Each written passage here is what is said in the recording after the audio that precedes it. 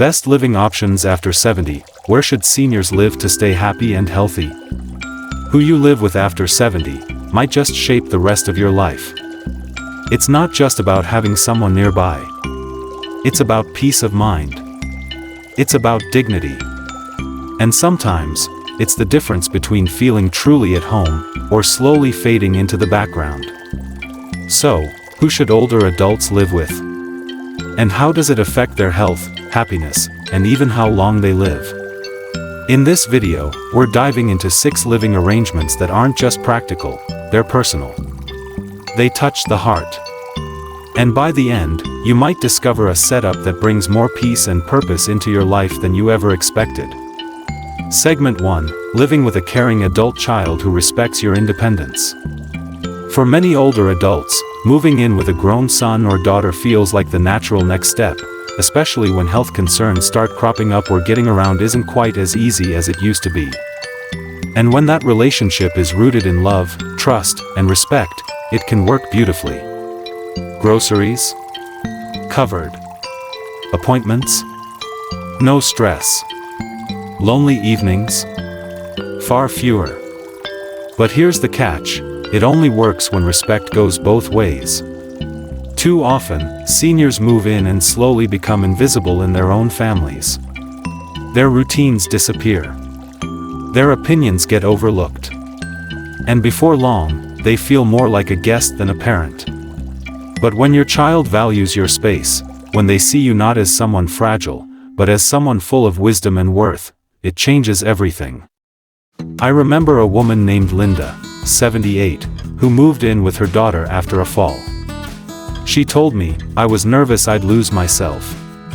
But my daughter asked where I wanted the furniture. She gave me a house key like it was mine too." That made all the difference. It's not about shared blood, it's about shared balance. And when it works, it creates something rare, a household where you feel both safe and seen. Segment 2. Living with a sibling or close relative who shares your history. There's a certain comfort that only someone who's known you for decades can bring. A sibling. A cousin. Maybe even a childhood friend. They know your stories. They know what you've been through. And most importantly, they know who you were before the world changed around you. Living with someone from your own generation, someone who remembers the same songs, the same presidents, the same inside jokes, can make your days feel grounded again. I once met Ruth and Elaine, 2 sisters in their 80s who had both lost their spouses. Instead of living apart, they moved in together, just like they did in their 20s. Ruth laughed and said, "We bicker over the thermostat, but no one else gets me like she does." This kind of setup isn't about dependency, it's about connection. It reminds you you're not alone in your memories. And that someone still sees you, not as just an elderly person, but as you. Call to action midway. If you're still watching and finding this helpful, leave a comment with hashtag number 2 below. And don't forget to hit that subscribe button and turn on notifications. We've got more insightful videos coming your way to support you on this journey. Segment 3. Living with a trusted friend or fellow senior as a roommate. More and more older adults are choosing to live with friends, not family. Why? Because friendship brings freedom. No obligation, no caregiving expectations. Just mutual respect, shared costs, and steady company. This option is especially powerful for people who've outlived a spouse or never married. It keeps the home from feeling too quiet. It brings lightness to daily life, laughter in the kitchen, a voice down the hall, someone to say good morning to. I remember Marvin and George, 2 friends in their 70s who met at a community center. Both had health scares, and both didn't want to live alone anymore. So, they moved in together. Marvin said, "We take turns making coffee. We leave each other alone when needed." It's not complicated, it's just comfortable. The key here is compatibility. Find someone who shares your values, about cleanliness, quiet time, and communication. When the fit is right, you're not just saving money. You're building a space where presence matters. Not because someone is taking care of you, but because someone sees you. That emotional safety? It's just as important as physical safety. Segment 4. Living with a younger relative or helper who offers mutual support. Sometimes, the best person to live with isn't someone your age, it's someone younger. A grandchild. A niece. A trusted young friend. These setups work not because of age, but because of agreement.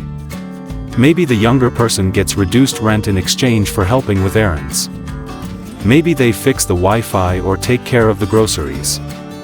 And in return, the older adult gets to stay in their home, with more ease, more safety, and a renewed sense of purpose. I knew a woman named Janice, 82, who opened her home to her grandson's friend, Daniel. He worked nights, helped around the house, and respected her space. Janice told me, "He doesn't hover, and I don't nag. We just exist kindly next to each other." When built on trust and clear boundaries, intergenerational living can feel like a breath of fresh air. You swap life stories. You trade skills. You lift each other up, not out of duty, but out of kindness. And that kindness can be life-changing. Segment 5. Living with a professional caregiver for daily support and peace of mind. There comes a time when certain tasks, like cooking, bathing, or managing medications, start to feel more overwhelming than they once did. And while family and friends may want to help, they aren't always trained or available. That's where a professional live-in caregiver can make all the difference. Not just by helping with the basics, but by restoring something deeper, your peace of mind. These caregivers don't just assist. They observe. They know how to spot early signs of trouble. They know how to help you move without pain. They create routines that keep your space safe, and your days more stable.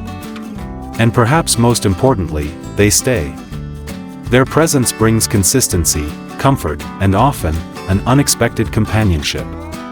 I remember Edward, 84, who had resisted hiring help for years. But after a few falls, he agreed to try. 2 months after Maria, his caregiver, moved in, he told me, "She doesn't just make sure I take my pills. She listens. She treats me like a person, not a task." That means everything. A professional in the home can reduce emergency room visits, extend the time you can safely stay at home, and offer peace of mind to your family, often in ways they didn't know they needed. It's not a loss of independence. It's a shift in how independence looks. Because sometimes, the strongest thing you can do, is invite someone in who helps you live better, with skill, with kindness, and with a heart that honors not just your needs, but your right to feel safe, respected, and at home. Segment 6. Living with someone who honors your rhythm, not just your needs. At the heart of every good living arrangement is this simple truth. The best person to live with isn't always the one you expect. It's not always about who can lift heavy things, or who shares your last name. It's about how they make you feel in your own space. Do they respect your need for quiet? Do they speak to you like an equal? Do they let you be yourself, or do you feel like you're always adjusting to them? Living with someone in your later years means more than splitting bills. It means sharing mornings, moods, the in-between moments. And if your rhythm, whether that's your sleep schedule, your prayer time, or your need for afternoon silence, isn't respected, it can feel like a slow erosion of peace. But when someone does respect your rhythm, everything softens. You breathe easier. You laugh more. And your home still feels like yours. I met Joseph, 79, who shared his home with a neighbor's daughter in her 40s. She helped with groceries and cooked a few meals, but what struck him most wasn't the help. It was the harmony. He said, "She knows I like quiet mornings. She doesn't talk over my baseball games. And when I nap, she locks the door and disappears. That's how I know I can trust her." That kind of harmony doesn't come from obligation. It comes from temperament. From mutual respect. So whether you're thinking about living with a child, a cousin, a friend, or someone unexpected, remember this. The right person doesn't make you explain your needs every day. They notice. They adapt. They leave you feeling not just cared for, but understood. Call to action, natural engagement moment. If you're still here and finding these insights valuable, drop a hashtag number 6 in the comments. I'd love to know who's still with us. And if you haven't subscribed yet, go ahead and hit that button, and the bell icon, so you don't miss the next video. Your support helps us keep creating meaningful content that informs, inspires, and honors your journey. Final thoughts: emotional, reflective, empowering. By now, you've seen just how many paths there are when it comes to choosing who to live with after 70. And maybe you've realized something. There is no one-size-fits-all answer. The best living arrangement isn't always the most obvious one. It's the one where you feel respected. Where your needs are met, but so is your sense of self. Some people thrive in multi-generational homes. Others find peace with an old friend. Some prefer a calm, quiet presence nearby who knows when to step in, and when to step back. Because in the end, it's not about titles.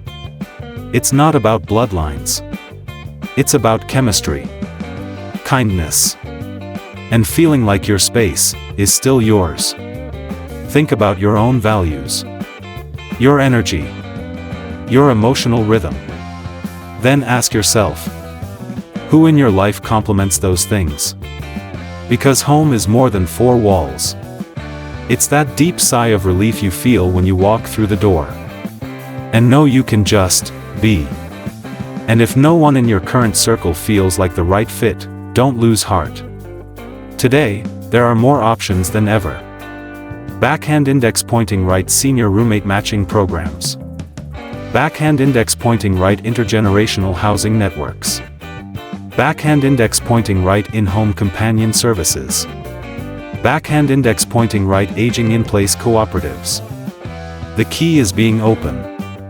Being curious. Being honest about what you need. And brave enough to ask for it. Because living well after 70 isn't about giving up freedom. It's about finding the kind of support that helps you keep it longer, and with more joy. You deserve a space that feels like yours. You deserve relationships that feel steady. And above all, you deserve to feel at home, in every sense of the word. OUTRO, uplifting and direct. Thank you for spending this time with us today. I'd love to hear your thoughts. Drop a comment below with something you learned, or a change you might make in your own life. Your voice matters here. If this video brought you value, please hit like, subscribe, and share it with someone you care about. We've got more uplifting, informative content coming your way soon, because aging should never mean fading. It should mean thriving. See you in the next video.